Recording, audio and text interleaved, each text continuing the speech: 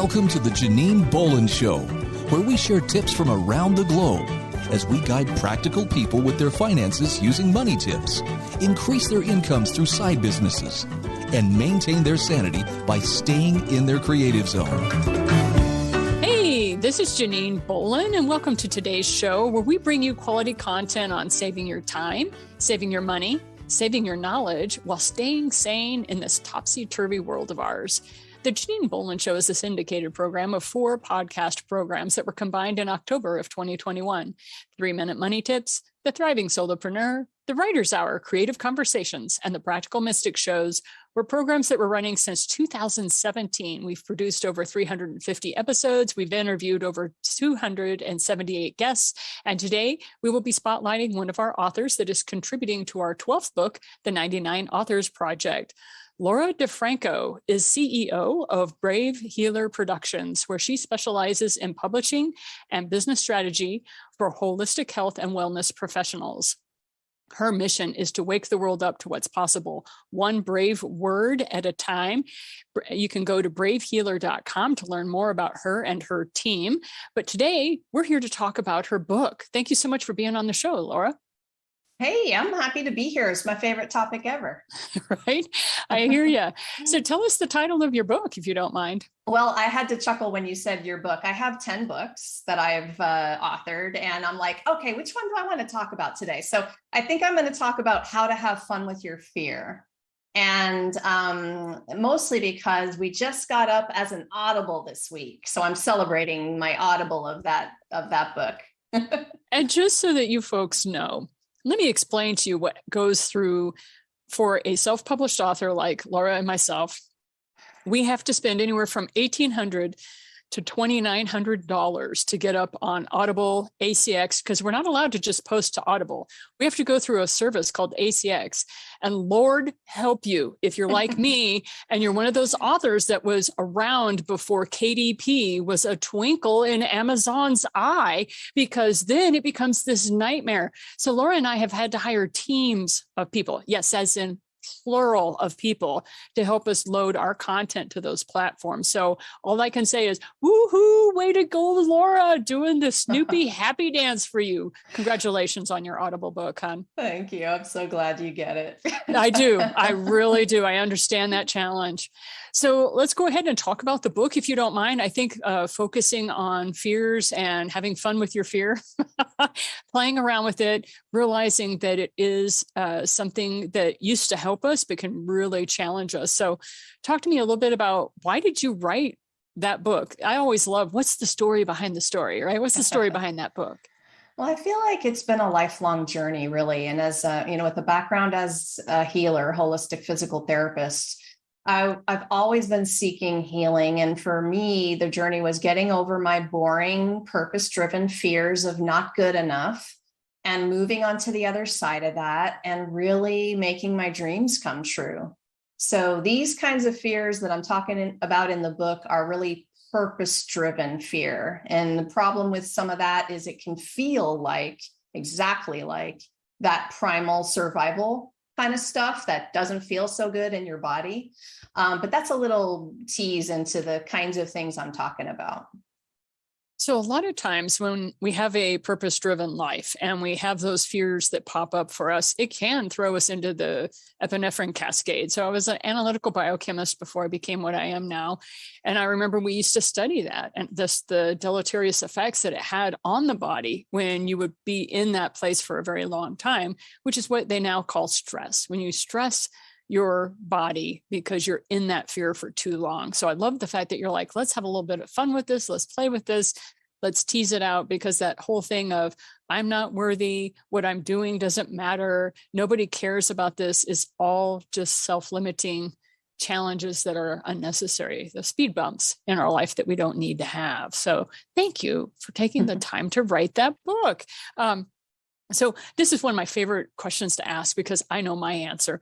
How long did it take you before you could call yourself an author?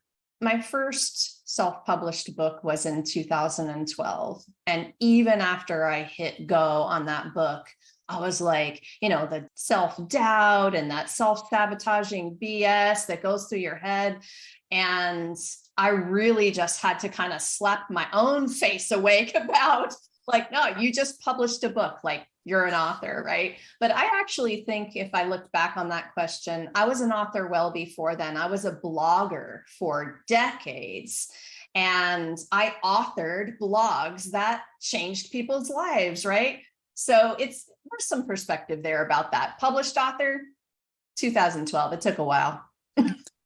It took me until I had published book number 5 before I could call myself an author. So this isn't a one-upman. It's just letting you know it's real. When I talk to other authors, I'm like, how long did it take you before you could call yourself an author? And when I hear folks creative talking about imposter syndrome, I just start laughing. I'm like, nobody knows that better than authors. I'm sorry. Authors, we I think win on that one because you and I were blogging back in 2003, 2004, as people were leaving their MySpace accounts and hitting Blogger. That was our era that we were like authoring these major content through the blogging sphere at that period of time. So it's nice to hear that you are now on Audible and you've got 10 books under your belt, almost 11 if you count the Audible books. I just think that's lovely. Okay. So you kind of answered this already. Have you always written? Were you one of those people who, you did? Talk to us a little bit about that journey. I've been journaling since I was 15 years old. So since teenage years. And that's, those little diaries with the little silver lock on them. And I've been writing for a really long time, but it really wasn't until I started my first business, which was physical therapy, where I realized I wanted to write to help people. I wanted to write to educate and inspire, so writing for my business was a whole nother ball game. But yeah, I've been writing poetry and all kinds of fun things since I was a kid. Well, thanks for that, because that's a little bit of difference for you and I in that I just wasn't a writer. I never saw myself as that. So when I actually started writing, it was just, nobody was more surprised than me that people wanted to hear what I have to say. So bravo to you. Bravo. Did you have a marketing background before you started writing your book? No, it's self-taught and didn't have a marketing background when I started my first business either. And you know how that goes, right? Like I went to school to become a healing professional, not a marketer or a business person. So, it took a lot of courses, had a lot of coaching, had guidance along the way, but especially after I became an author and business number 2 came around, I'm like, all right, I can't do this by myself anymore. I have to have some help and some guidance. Yeah. Yeah, I hear you. So if you were to start marketing your books today, this is one of my favorite questions, is like, what would you change? What would you do differently? Oh boy, it would be build the community around the book first. And there's kind of 2 parts to this answer. The building a community is a community around your business, first of all. So for me, it would be the Brave Healer Productions community. But when I build a community around a book, right now it's called a launch team for me. And so I love thinking of my book launch teams as communities because they are. They are people who join in and they love the mission and they want to help and they want to be part of something bigger and part of the bigger mission that our books represent, which is, you mentioned it in my bio, we want to wake the world up to what's possible for healing specifically, because I niche in that space, So build the community around the book. That would be number 1, how I would do things differently. I know it's not a typical marketing answer, maybe, but yeah. We're not typical people. And that's one of the things that I love about you is the fact you're not a typical person. Ergo, you are not going to use typical techniques, right? Yeah. So, and just for your own amusement, number 2 on my list was do more podcast guesting. Okay. I mean, I'm serious about it. I know we're laughing about that because of what you do, but that was badass for me. And being able to share my voice in a bigger way and do that collaboration between 2 people's platforms, right, is really, really awesome. So I added that one in there too. Thank you, Laura. That's sweet of you. I appreciate that. That kind of helps me with my little book that I'm doing. So when it comes to the whole marketing thing, what worked best for you? And I mean, what was it that helped you sell most books? I really love the creation of a book funnel for websites, but not just for your website. I like the idea that we can gift some value and then move people into your world all the way toward maybe purchasing that book as a call to action in the end of that funnel. People don't like the F word, the funnel word, right? But that has been powerful for me. And if you can sell books in your sleep, why not? Right. So to have the book funnels in place on my sites, but also remembering that I can share those links in other places like social, blogs, my email newsletters. So yeah, once I have that in place, it's just about sharing with people that I have this free chapter to give them or the free thing. And I love to sell free things, it's easy. Mm-hmm. It is. We're very generous people. We love being able to share what we know. I agree. Exactly. And this is always a fun question. What process did you try that was an epic failure when it came to selling your books? Every author has a story, has a horror story. I think that the biggest thing is,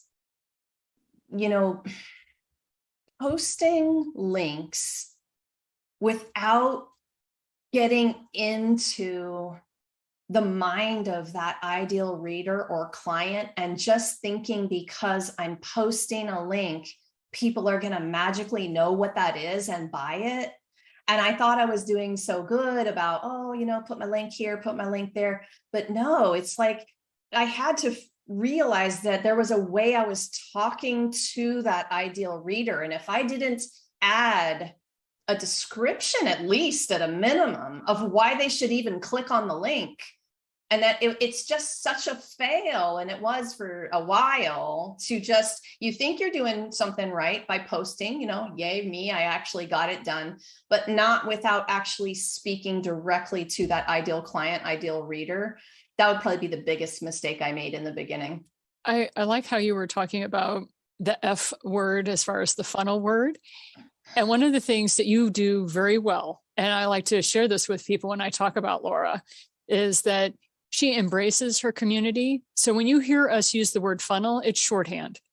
For many of the successful authors that have multiple businesses or doing many things to bring positivity into this world, they're actually embracing you, but they don't want to scare you by thinking, oh, join us, because most of the people we have aren't joiners.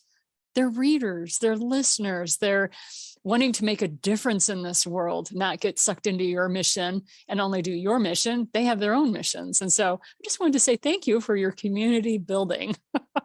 It's a very powerful part of what you do.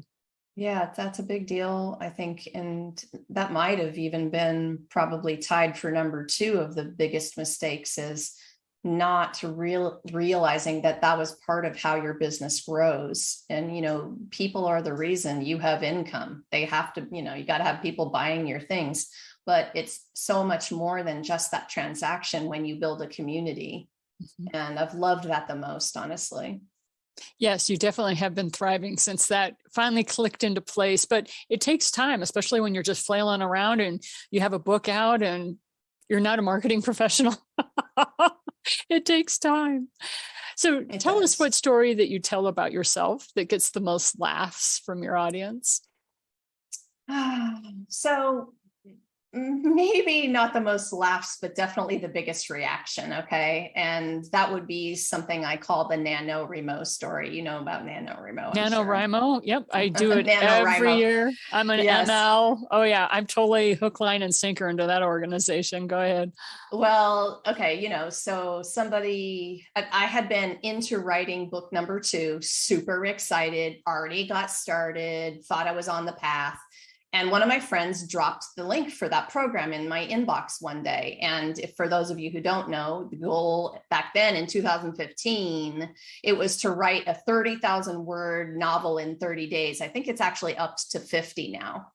But back when I did it, it was 30,000 in 30 days. And I was like, yes, I'm going to do this. I was so stoked because I wanted to get this book done that I had already started. So I signed up. And at the end of the 30 days, I had 65,000 words written detailing every wound of my childhood. And I thought this was going to be the book, right? So I attached that book on Christmas Eve, 1 month later, to an email and sent it to my family. And my family all still speaks to me, in case you guys are wondering. All right. Bravo.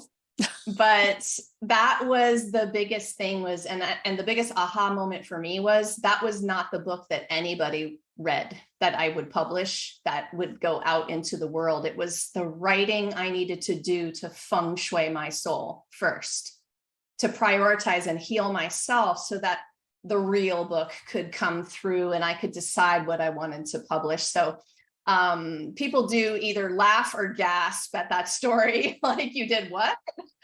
But I'm glad that all happened. It was a transformational moment in my writing life. Right.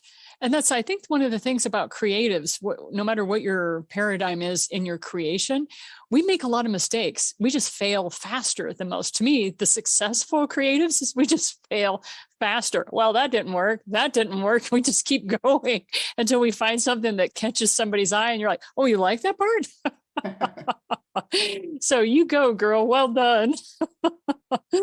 Whatever works. Right? It really is, because sometimes you just don't know. You just keep sharing. And then finally you share the right thing, and somebody will go, oh, I resonate with that. And you're like, oh, there we go. There we go. I finally got the right resonation with my people. Yeah. So what was the biggest change that you can share with us that has happened to you since you started marketing books? You've been writing a while. What are some of the big changes you've seen in yourself? In myself personally? A greater willingness to share my personal moments, because I know that the more personal, the more universal. And in the beginning, when I really thought I was being real and authentic and brave, I look at some of that writing and go, oh, that was pretty good. But you've gotten better over these years of sharing. That's become better and better. And I learned about myself just how brave I could be to share a story that really I knew would change lives if I could be brave enough to tell it. So I think that's the biggest thing for me. Yeah, we're back to those having fun with your fears and what does it mean to be courageous, aren't we? Yeah, we're right back to that. Yeah.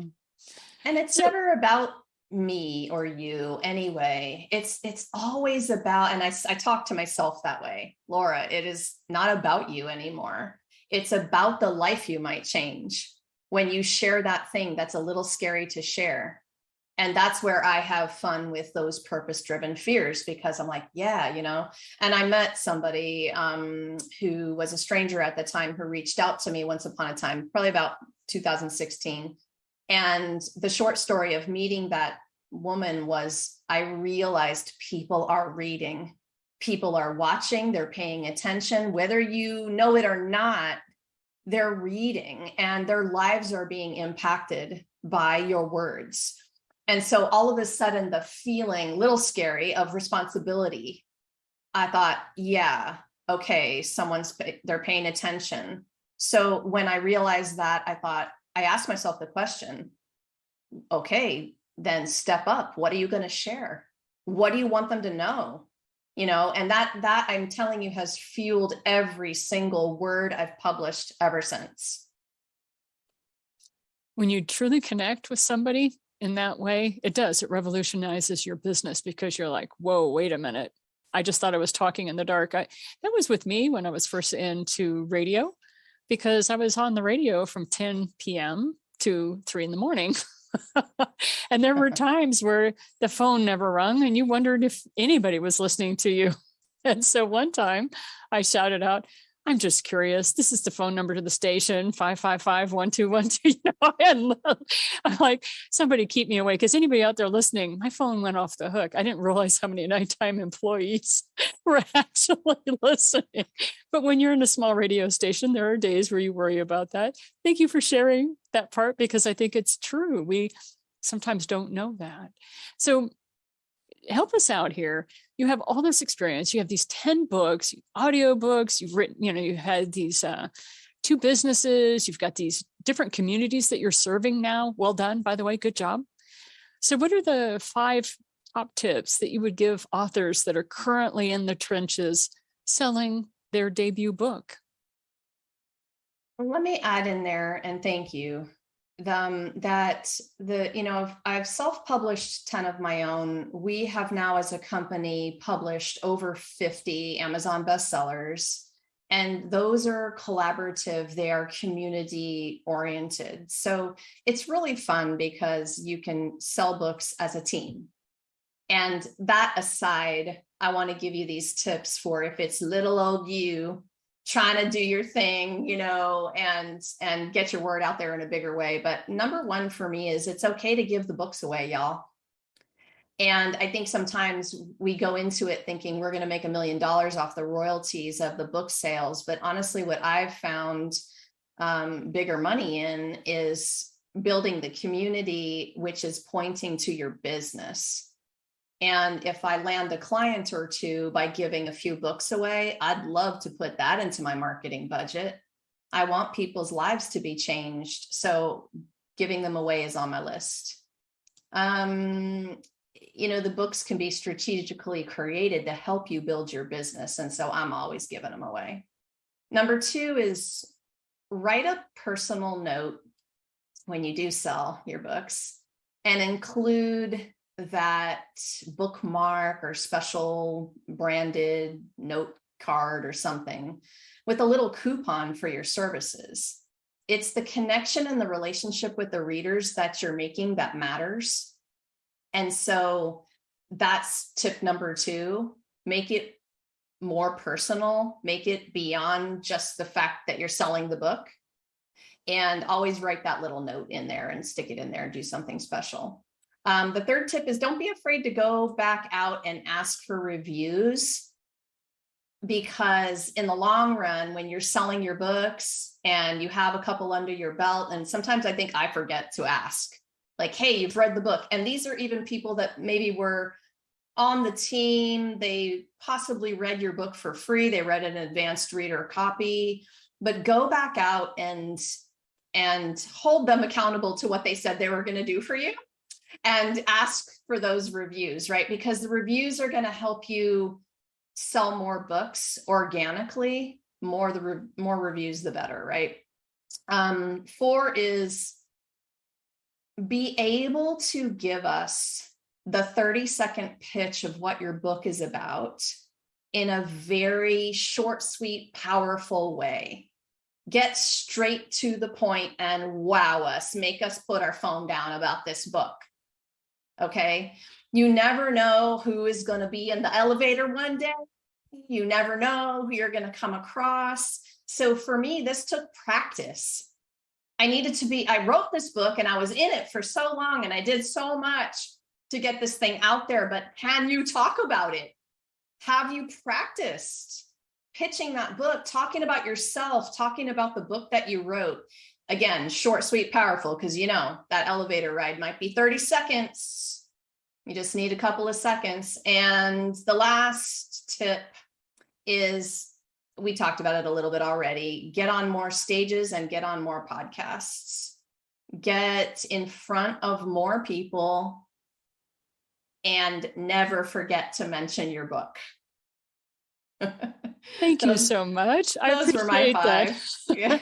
Because that's why I wrote Author Podcasting, was I heard of so many authors struggling to make ends meet, not able to make enough money with their books or with the programs that they were running. And I was like, well, how many podcasts have you been on? And of course, the book came out in 2020. I was writing it in 2019.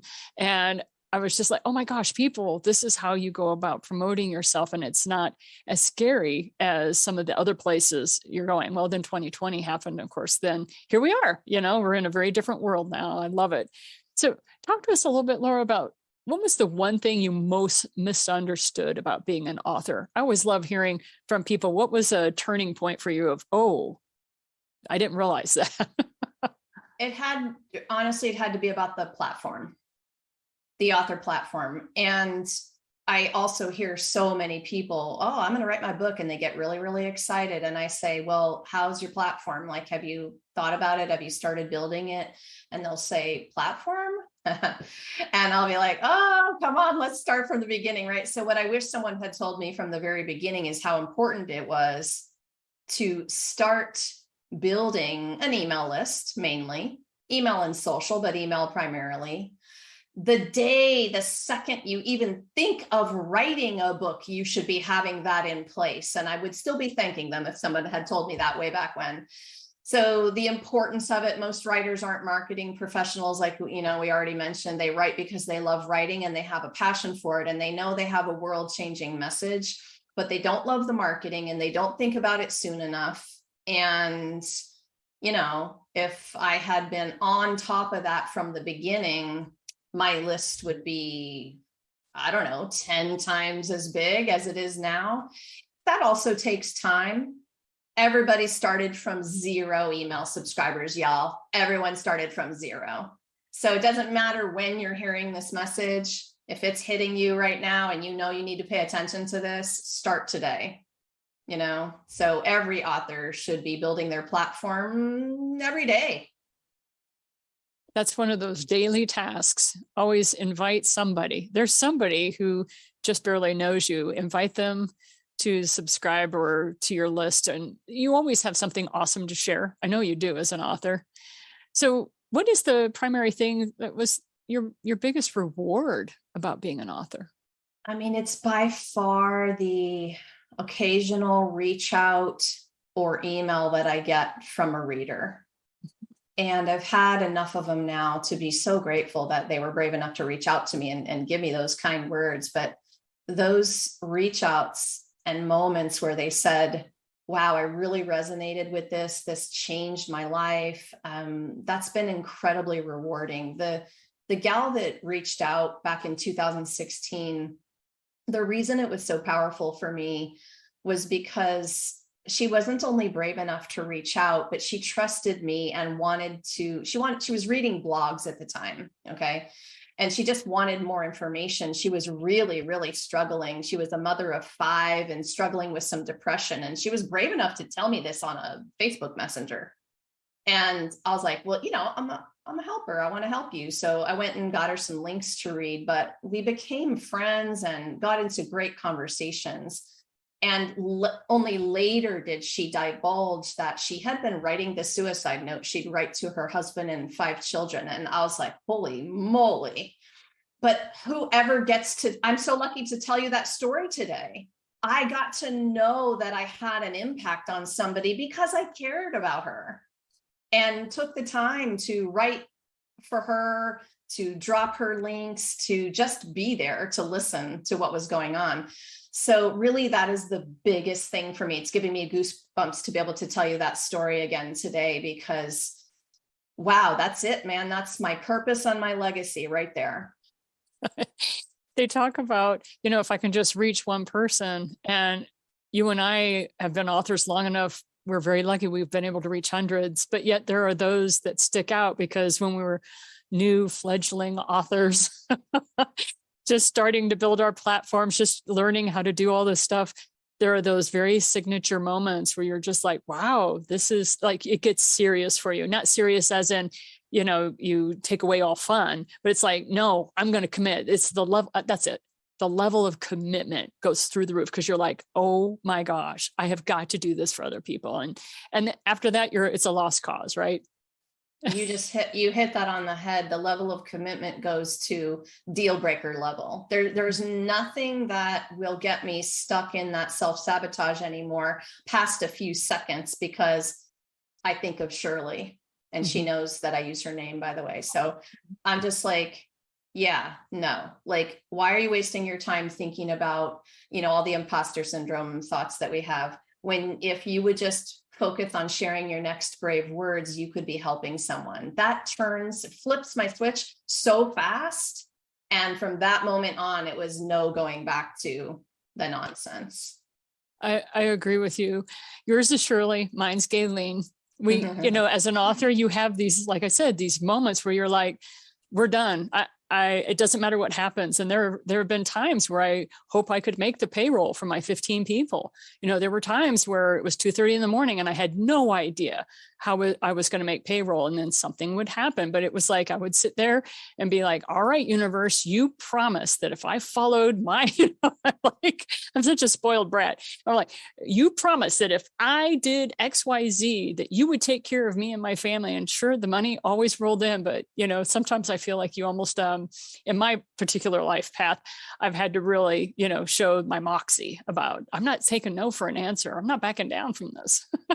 I say that about the universe, that sometimes you have to be a little demanding. It's okay. I sometimes feel like I'm that little kid that's standing in the crib and I'm running my metal cup up and down the bars, like screaming at the universe. You were going to say something. I didn't mean to cut you off. No, I love that story. It's like whatever works at this point, and I also love that you brought up the fact that, some days we're worried about making payroll. I feel so grateful to be able to pay other people.